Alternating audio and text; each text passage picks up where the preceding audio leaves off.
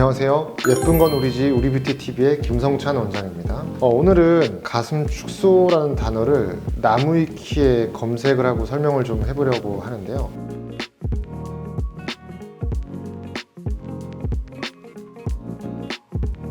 나무위키에 가슴 축소 수술을 검색해 보니까 가슴 성형이라고만 나오네요. 이제 그 밑에 가슴 성형에 여성의 가슴 축소도 있다 이렇게 나오고, 이는 커리어상의 선택, 생활에 지장을 주는 고통을 주는 경우 등이다. 이 수술에 대한 이유를 좀 써놓은 것 같네요. 밑에 보면 5번째로 이제 유방 축소 수술이 나오는데, 가슴이 커서 일상생활 하는데 지장이 있거나 컴플렉스인 사람들이 주로 한다. 또한 유방암 위험군에 속하는 사람이 받기도 한다. 이것도 맞는 얘기긴 해요. 맞아요. 그래서 일상생활에 있거나 불편한 경우에 하는 건데, 유방암 위험군에 속하는 사람이 받기도 한다고 볼 수 있는데, 생각보다 가슴 축소 수술이 유방암의 가능성을 거의 없애는 정도의 역할을 하지는 못해요. 왜냐하면 유선을 일정 부분 남겨놓고 나오기 때문에. 정말 유방암의 고위험군이라서 예방적 유방 전절제가 필요한 경우는 그때는 이제 유방 전절제 수술을 받는 게 맞고, 가슴 축소 수술이 자체가 유방의 가능성을 0에 가깝게 만드는 것은 아니다. 약간 줄여줄 수는 있다. 그 정도고요. 유방 축소 수술 확대 수술이 훨씬 어렵고 위험한 수술이다. 이것도 맞는 부분이라고 볼 수도 있어요. 조금 더 어렵다고 볼 수도 있는데, 사실 그거는 수술자가 경험이 있고 능숙하냐에 따라 다른 거라, 객관적으로 봐도 손이 좀 더 가긴 하지만 꼭 그렇지는 않다. 그리고 훨씬 어렵다고 볼 수 있냐는 거는 주관적인 부분이 있고요. 위험한 수술이다는 사실 예전에 비해서는 좀 아닌 것 같아요. 예전에는 수술 시간이 너무 오래 걸렸기 때문에 마취합병증이 좀 있었거든요.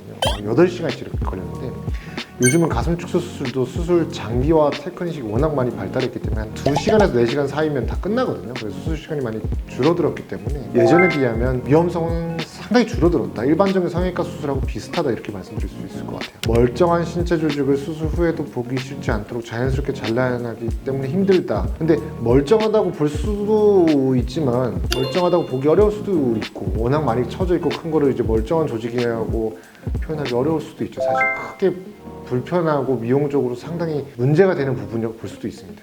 지방 조직을 제거하는 축소 수술을 예를 들면, 주사기 가운데 찔러서 지방 조직을 제거하고 나서 피부가 늘어지지 않게 잘 잘라내어 봉합한다.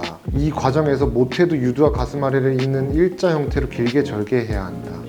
이것도 아주 틀린 말은 아니에요. 이게 보면 진짜 경험해서 성형외과 선생님들이 쉽게 설명하기 위해서 설명한 부분들이 이렇게 잘 버무려놨다는 느낌이 들어요. 가슴 축소 수술은 지방 조직과 유선 조직 그리고 일정 부분의 피부를 다 같이 제거해야 아까 말씀하신 것처럼 자연스럽게 모양을 만들 수가 있는 거죠. 제가 사용하는 방법의 일부분들을 이렇게 써놓은 것 같네요. 가슴이 비정상적으로 크거나 모양이 보기 흉하게 늘어진 경우에만 수술이 권장된다.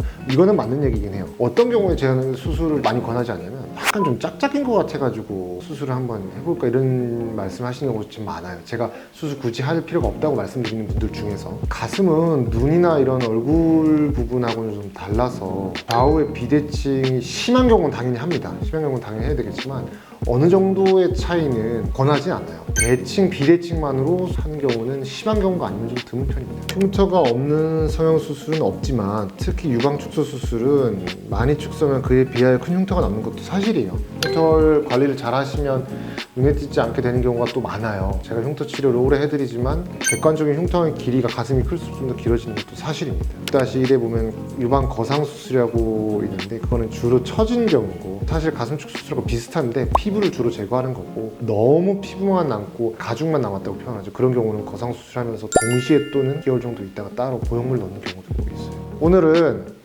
나무위키에서 가슴 축소 수술을 검색을 해서 일반 대중분들이 어떻게 알고 계신지에 대해서 좀 알아봤습니다. 수상했던 부분이 약간 있는데, 가슴 확대 수술에 대한 내용은 상당히 방대한데 가슴 축소 수술에 대한 내용이 없진 않지만 상당히 빈약한 것 같아요. 수술 받는 환자분의 군이 적기 때문이라고 생각을 하는데요. 요즘은 가슴 축소 수술이 필요한 환자분들, 또 가슴 축소 수술이 원하는 분들도 상당히 많기 때문에 그런 부분도 일반인분들이 많이 또 도움을 받는 나무위키에도 내용이 많이 추가가 되고 정확한 내용이 좀 들어갔으면 더 좋겠습니다. 궁금하신 점이 있으면 언제든지 댓글로 남겨주시면 성심성의껏 답변해드리겠습니다.